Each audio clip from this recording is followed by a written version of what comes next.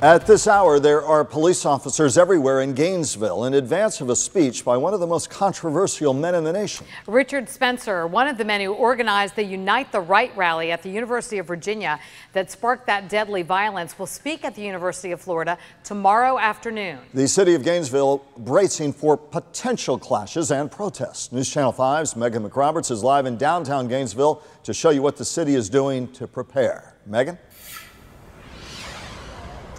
Well, Michael, the city of Gainesville, the University of Florida, they have been preparing for months, anticipating this speech by Richard Spencer. By now, the majority of these preps are in place. You see here in downtown Gainesville, until Friday, any weapon is banned. That's bats, that's clubs, that's weapons, shields, and any of these items that are brought into this area will be seized by law enforcement. Law enforcement has been visible around nearly every corner. Road barricades are going up. Road closures are also planned. At the same time, people who live in Gainesville, they're getting to work too. We've seen people holding signs like these, signs of equality, messages that are anti-white supremacy. They want to do this to apparently just contradict what they anticipate Richard Spencer is going to say. The same goes on campus. We've spoken with multiple students. They're all dealing with all of this in their own way. In the mix of students at the University of Florida Wednesday, clusters of law enforcement in tan uniforms get into place, making their presence known before white nationalist Richard Spencer makes his way to this performing arts center.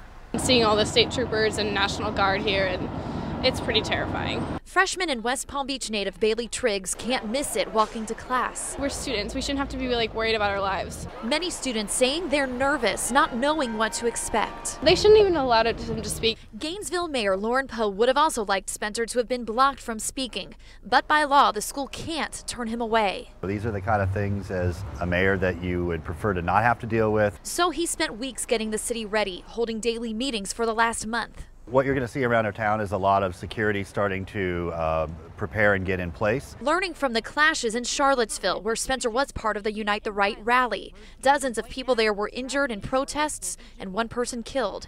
Poe says law enforcement from around the state will be keeping students and Gainesville residents safe. Freshman Allison Wynn applauds the efforts. A lot of extra cops that are coming on campus, and then they're checking our IDs to make sure that we are students. But these students are still planning to take safety into their own hands. So I'll probably be staying in my dorm. Yeah. I'm trying the best I can to keep my head down and stay safe. Some students have asked the school to consider canceling classes tomorrow, but classes are still on. However, teachers can use their own discretion and allow students to miss class, having their own conversations if they really are in fear for their safety. Reporting live in Gainesville tonight, I'm Megan McRoberts, WPTV News Channel 5.